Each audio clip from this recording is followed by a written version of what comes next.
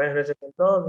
Somos el grupo B de contabilidad. Estamos con nuestros queridos compañeros, que son mi persona, que soy Montenegro Roldán Yoyani Andrew, mi compañero Mora Córdoba Villa Alfredo, mi compañero Orellana Tello Miguel Álvaro, la compañera Sánchez Salvatierra Suani Samari, y por último el compañero Tipaliza Peña Juan Carlos. Vamos a hablar sobre el estado de flujo de efectivo. Siguiente diapositiva. Ya.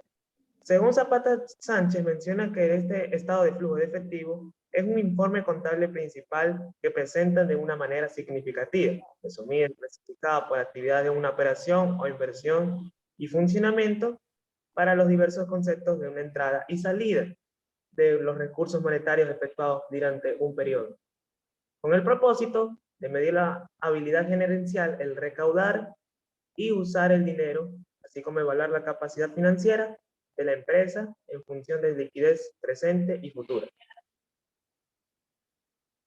El estado de flujo efectivo. Sus objetivos son proveer información sobre los ingresos y desembolsos del efectivo de la empresa, con el fin de ayudar a inversionistas, proveedores de bienes o servicios y dinero a evaluar la posesión del efectivo empresarial.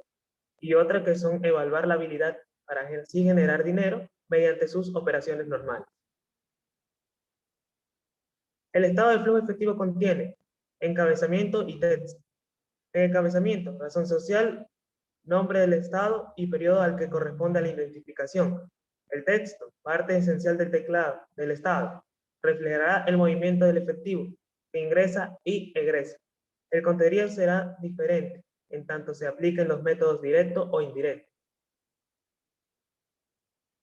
El estado de flujo efectivo contiene las firmas de la legalización. Esto se debe aparecer la firma del contador que está obligado a presentar este estado y el del gerente que avala el trabajo del profesional contable. Existen dos métodos mediante los cuales se pueden presentar este estado del efectivo y equivalentes, lo que son método directo y método indirecto. El método indirecto, este método es más explícito al estimar el flujo de caja que se ha obtenido de esta actividad de la operación. Presenta la información relativa al flujo de efectivo en 4 partes. El sector A, flujo del efectivo de operación, relaciona el efectivo que ingresa de los clientes y el que regresa, por pago a proveedores en general y a empleados. La diferencia entre esta relación representa el flujo neto de efectivo, provisto o usado, de las operaciones propias del giro del negocio. Sector B, el flujo de efectivo por inversión. Relaciona los ingresos provenientes de la venta de instrumentos de deuda, del cobro de préstamos, de la redención de colocaciones financieras y la venta de activos fijos. Los egresos por pago de la deuda, la adquisición de instrumentos, las colocaciones financieras y la compra de activos fijos. La diferencia de esta relación representará al flujo neto de efectivo proveniente o usado de las operaciones de inversión. Sector C. Flujo de efectivo por financiamiento. Relaciona los ingresos productos de la venta de acciones propias y obligaciones a lo largo plazo con los egresos producto de la adquisición de acciones de la propia empresa. Pago de dividendos, pago de obligaciones y otros préstamos contratados con anterioridad. Sector D. Conciliación de la unidad neta y del flujo neto de operaciones. En un apartado final se presentará la relación entre la unidad neta del periodo con operaciones que no demandan al movimiento de efectivo, pero que sí afectan los resultados, así como las variaciones de las cuentas del activo y el pasivo corriente, que evidentemente modifican la situación financiera, hasta hacerlos coincidir con el neto de efectivo por vista, por actividades de operación.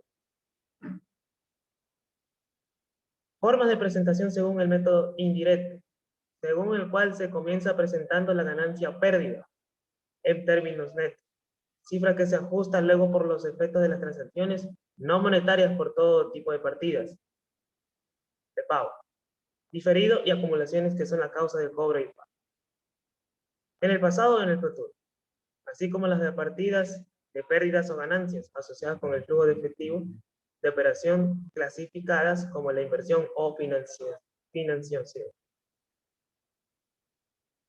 En este método, el flujo neto por actividades de operación se determina corrigiendo las ganancias o pérdida en términos netos por los efectos de los cambios habidos durante el periodo en los inventarios y en las cuentas por cobrar y por pagar derivadas de las actividades de operación.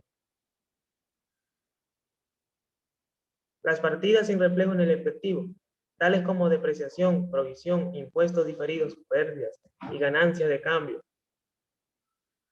no realizadas, participación de ganancias no distribuidas de asociadas e intereses minoritarios, así como de cualquier otra partida cuyo efecto monetario se considera un flujo de efectivo, de inversión o financiación.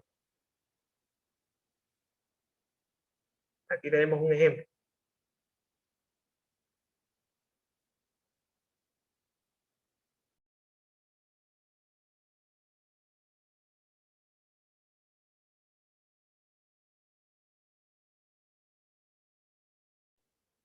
La importancia y beneficios del estado de flujo de efectivo. Esta información generada por este estado permite a los usuarios estados financieros evaluar y la capacidad que tienen las empresas para así generar efectivo equivalentes al efectivo, así como las necesidades de liquidez, logrando tomar decisiones más razonables y con mejor criterio. El estado de flujo de efectivo permite un control permanente y eficiente de sus entradas y salidas de efectivo y de sus instrumentos financieros, logrando una rentabilidad a sus socios. Las notas de este estado, las notas del estado de flujo de efectivo. Primero, son sus actividades de operación. Entradas de efectivo. La número 1 son cobro de ingresos tributarios. Son tributos a las prestaciones de dineros, impuestos, tasas y contribuciones especiales para que el Estado, en sus ejercicios de su poder, exige con el objeto de contener recursos para el cumplimiento de sus fines.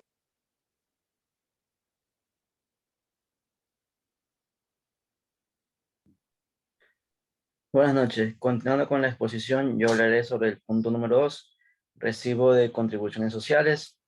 Estas son entradas de efectivo o imputadas provenientes de empleadores en nombre de sus empleados, trabajadores por cuenta propia o no empleados en nombre propio, que garantizan el derecho a prestaciones sociales a los contribuyentes, sus dependientes o sus supervivientes. El número 3, venta de bienes y servicios. Son ingresos provenientes de la venta de bienes producidos directamente por la entidad y obtenidos por la prestación de servicios técnicos, administrativos, docentes, culturales, médicos, hospitalarios, públicos, entre otros. Número 4, tenemos el cobro de derecho y traspasos. El derecho designa una facultad reconocida a una persona por la ley y le permite realizar determinados actos. Número 5, tenemos intereses, multas y sanciones cobradas. Multas de tránsito, sanción tributaria e intereses que la administración aplica por la demora en el pago de los correspondientes tributos. Número 6 está las transferencias corrientes recibidas, que son desembolsos corrientes sin contrapartida entre agentes económicos residentes y el resto del mundo. Número 8 tenemos diferencias de tipo de cambio. Las pérdidas o ganancias no realizadas por diferencias de cambios que no producen flujo de efectivo. Sin embargo, la variación en los tipos de cambios que afectan al efectivo y a los equivalentes al efectivo en moneda extranjera serán objeto de presentación en el estado de flujos de efectivo para permitir la conciliación entre las existencias de efectivo y el principio y final del ejercicio. Número 9, en la parte 2, salida de efectivo, tenemos pago de remuneraciones. Y la remuneración es la contraprestación que efectúa el empleador a cambio de un trabajo realizado en la relación de dependencia. Como número 10 tenemos pago a los proveedores y acreedores. El proveedor se le conoce como una persona o empresa que abastece de algunos artículos necesarios. Y el acreedor es una persona o empresa que tiene derecho a pedir el cumplimiento de alguna obligación o la satisfacción de una deuda. Como número 11 tenemos transferencias corrientes entregadas, que son desembolsos corrientes a otras unidades institucionales con el fin de redistribuir el ingreso o la riqueza. Y número 12 tenemos a la jubilación. El Sistema Nacional de Pensiones está constituido por 3 sistemas o pilares. Como primer pilar tenemos el que está conformado por el régimen de invalidez, vejez y muerte de la Caja Costarricense del Seguro Social, o CCSS. También está el régimen no contributivo de pensiones y el Fondo de Pensiones y Jubilaciones del Magisterio Nacional, el Fondo de Pensiones y Jubilaciones del Poder Judicial y también el régimen transitorio a cargo del presupuesto nacional, que contempla una serie de regímenes especiales que se regularon mediante lo que se conoce como ley de marco. Como número 13 tenemos a los intereses, comisiones, multas, y bueno, son más que nada intereses a pagar por créditos otorgados en moneda extranjera, proveniente de los acuerdos de pagos y convenios de compensación con diferentes países. 14 es las diferencias del tipo de cambio. Las pérdidas o ganancias no realizadas por diferencias de cambio no producen flujos de efectivo. Como número 15 tenemos otros pagos. Corresponde a gastos diversos no considerados en las cuentas anteriores.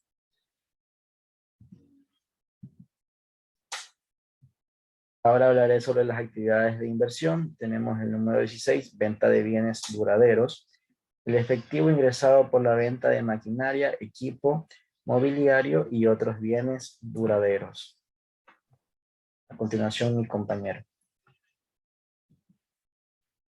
Buenas noches, yo voy a continuar con las notas para seguirlas revisando. Estamos revisando la nota número 17, que es la venta de valores e inversiones, en la que constan la venta de valores bursátiles, acciones, títulos, obligaciones y derechos de participación en sociedades. La número 18 es otros. Son otros ingresos causados por actividades de inversión, no considerados en las cuentas anteriores. Pasando a la categoría número 2, salidas de efectivo, número 19 indica la compra de maquinaria, equipo y mobiliario. Son erogaciones destinadas a la adquisición de bienes de capital que poseen una vida útil superior a 1 año. Están sujetos a inventario como activo fijo. Son objeto de depreciación, a excepción de los terrenos, intangibles y otros activos de valor. Número 20, la compra de bienes. Comprende la adquisición de bienes tangibles de propiedad del ente público adquiridos a cualquier título con el propósito de ser utilizados en el desarrollo de la función administrativa o cometido estatal, que tienen una vida útil superior a 1 año y no se agotan en el primer uso. Número 21 indica que vamos a registrar los pagos de construcciones, adiciones y mejoras. Aquellos pagos en que se incurre con el objeto específico de extender significativamente la vida útil o incrementar significativamente la capacidad productiva o eficiencia original del bien. La número 22 es la compra de valores e inversiones, que son erogaciones destinadas a la adquisición de documentos o títulos emitidos legítimamente, por los cuales se exterioriza el derecho sobre un determinado crédito o valor adeudado por terceros, tales como bonos, títulos de la deuda pública, certificados de inversión, certificados de depósito, participaciones patrimoniales, entre otros documentos. La número 23 involucra otros, que son otras salidas de efectivo causadas por actividades de inversión que no fueron consideradas en las cuentas anteriores. Vamos a la categoría de actividades de financiación. Vamos a la número 1, que dice entradas de efectivo. Como número 24, para seguir el recorrido de las notas, aquí vamos a señalar las donaciones de capital en efectivo recibidas. Estas donaciones que involucran la adquisición de activos por parte del beneficiario, y que pueden consistir de una transferencia de dinero que el beneficiario debe utilizar o se espera que utilice para la adquisición de un activo, transferencia de un activo o la cancelación de un pasivo por acuerdo mutuo entre el acreedor y el deudor. La número 25 indica las transferencias de capital recibidas. Dinero recibido de personas, entes y órganos del sector público, privado y externo, con el objeto de adquirir y producir activos del capital, compensarlos por daños o destrucción de los mismos, o aumentar su capital financiero, sin que exista contraprestación de bienes, servicios o derechos a favor de los organismos públicos que realizan el aporte. Número 26. Los préstamos internos o externos. Créditos de una entidad dentro o fuera del país, con garantía de devolución y pago de intereses. La número 27 involucra la amortización de préstamos e intereses, que incluyen los ingresos de los pagos del principal de préstamos hechos a deudores más los intereses. La número 28 que involucra a otros. Son otros ingresos causados por actividades de financiación no consideradas en las cuentas anteriores. Tenemos el punto número 2 que indica las salidas de efectivo. El número 29 indica donaciones de capital en efectivos entregados. En esta cuenta son donaciones de dinero a otras instituciones con el fin de ser utilizadas en gastos de capital, es decir, la adquisición o producción de activos físicos.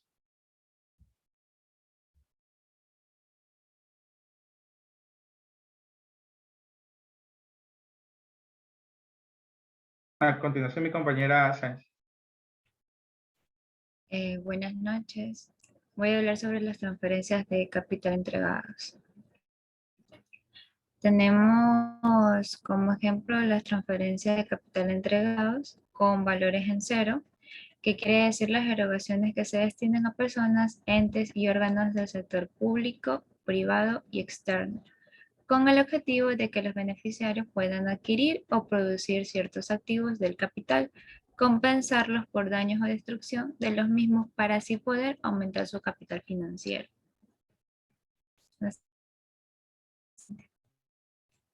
En número 31 tenemos la amortización de préstamos e intereses. Esto es por conceptos de reembolsos mediante pagos parciales totales entre entes públicos, privados o externos, por concepto de obligaciones formalmente adquiridas o asumidas, un producto de la colocación de títulos de valores, prestaciones y otras obligaciones. El número 32, externos, en la cual son erogaciones por conceptos de préstamos, los sujetos de disponibilidad y aprobación en un ente público. Tenemos el número 33, que son los otros. Estas son otras salidas del efectivo por actividades de financiación que no son consideradas en las cuentas anteriores. Los usuarios del F. Estos usuarios de los estados financieros son aquellos de los estados financieros que se pueden usar para tomar decisiones económicas, como los accionistas, socios, acreedores, haciendas públicas, trabajadores, inversores, que acuden al mercado de valores y autoridades. También tenemos que se pueden requerir información contable debido a que están interesados en conocer los futuros beneficios que pueden obtenerse si adquieren observar un instrumento financiero, o también puede ser un instrumento patrimonial. Siguiente. Tenemos la información derivada de los estados financieros que debe satisfacer las necesidades de los usuarios para poder obtener una información que necesitan, y esta debe ser entendible para aquellas personas que poseen conocimientos razonables de negocio y así puedan estudiar la información cuidadosamente. También tenemos como objetivos de la contabilidad, en la cual se centra en las necesidades comunes de los usuarios para ponderar o evaluar la capacidad que tenga la empresa para así poder generar flujos de efectivo. Siguiente. Tenemos la aplicación de efectivas actividades. En sí es el análisis del flujo de efectivos que se constituye bajo 3 rubros que lo componen, que es el rubro efectivo obtenido de actividades operativas, el flujo de efectivo obtenido de las actividades de inversión y por último el flujo de efectivo obtenido de actividades de financiamiento.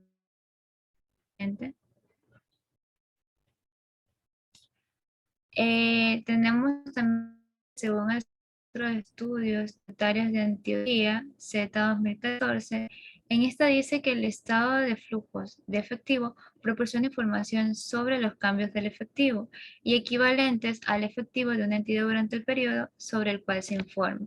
Este muestra separado de cambios que pueden seguir procedimientos de actividades de operación, actividades de inversión y acción. Siguiente.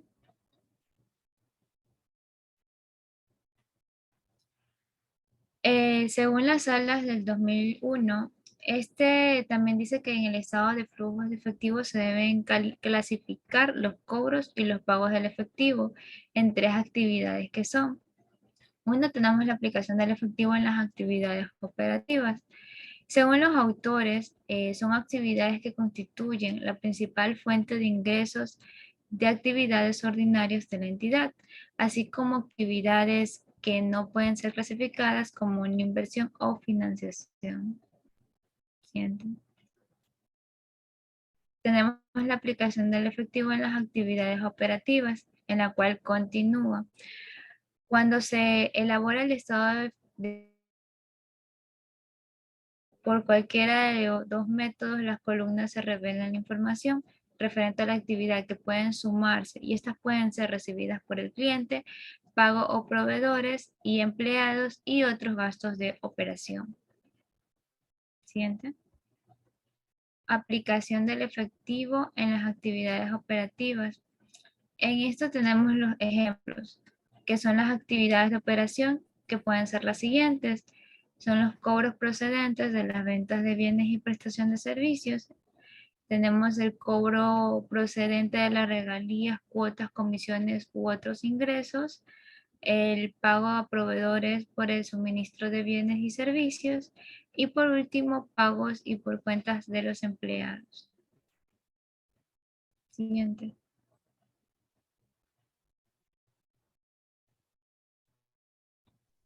Tenemos también los cobros y pagos de las entidades de seguros por primas y prestaciones anualidades y otras obligaciones que sean derivadas por las pólizas suscritas. También el pago de devoluciones de impuestos sobre las ganancias, menos a que éstas puedan clasificarse específicamente dentro de las actividades de inversión o financiación. Y por último tenemos los cobros y pagos derivados de contratos que se tienen para la intermediación o para negociar con ellos. Tenemos las actividades de inversión que según Santander 2015, estas son adquisición y disposición de activos a largo plazo, así como las otras inversiones no incluidas en el efectivo y los equivalentes del efectivo. La prestación separada de los flujos de efectivos procedentes de las actividades de inversión es muy importante porque tales flujos de efectivos representan la medida en el cual se han hecho reembolsos por causa de los recursos económicos que van a producir ingresos y flujos en el futuro.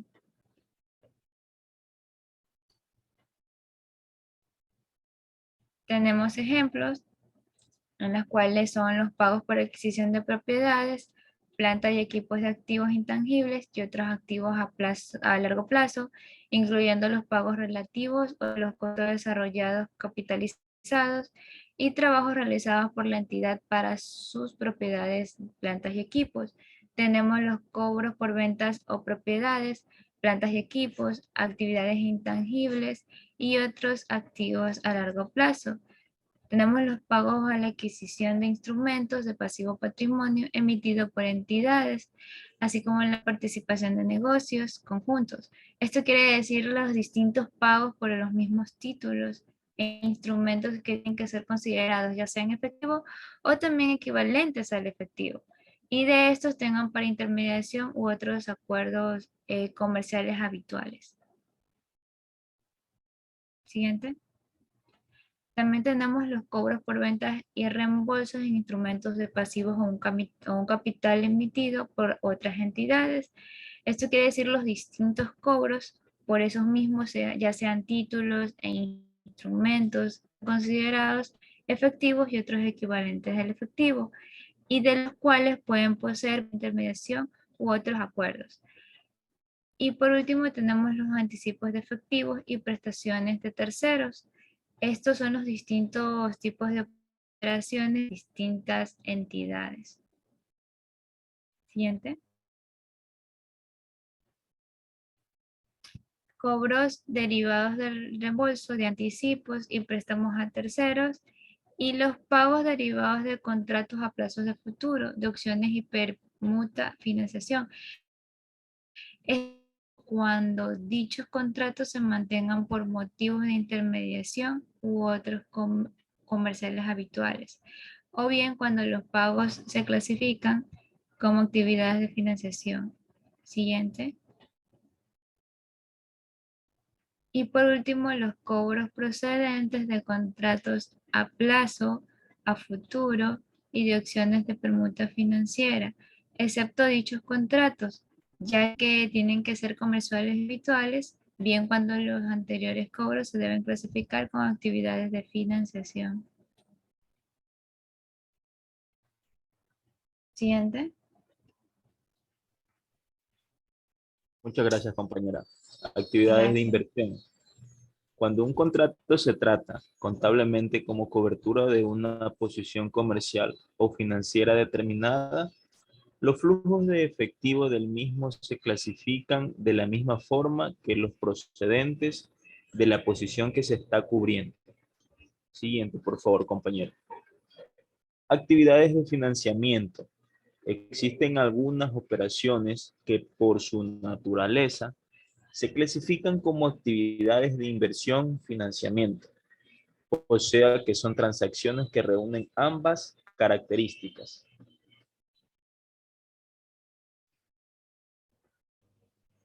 Seguimos con las actividades de financiamiento.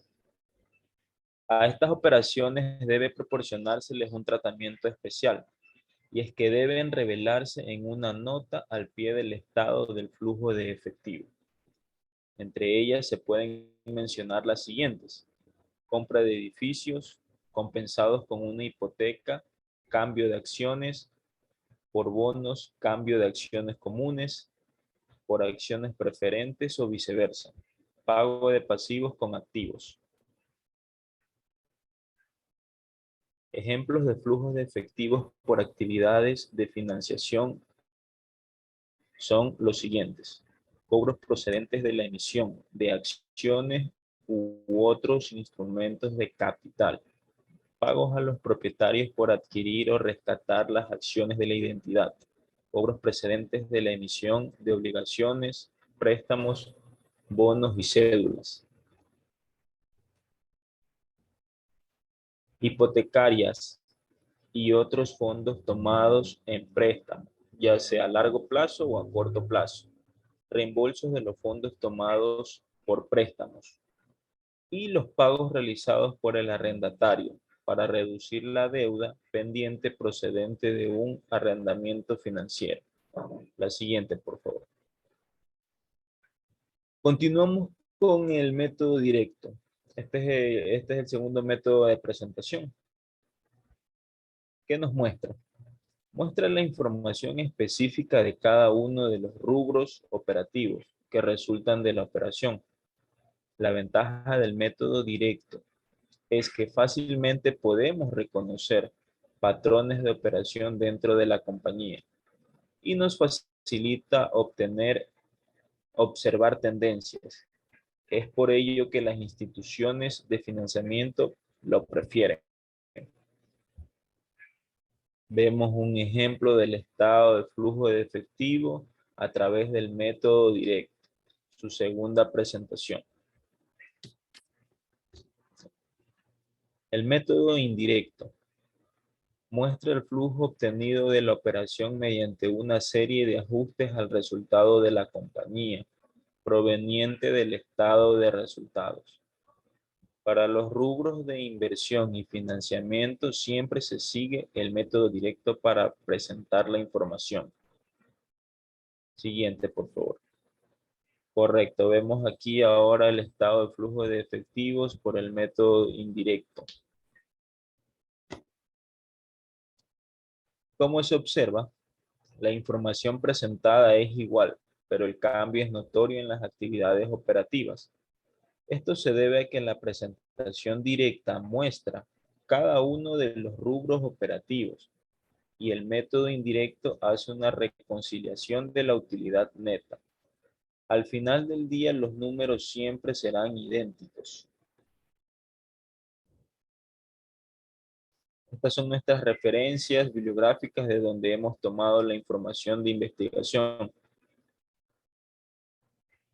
De antemano quedamos muy agradecidos por su tiempo. Gracias.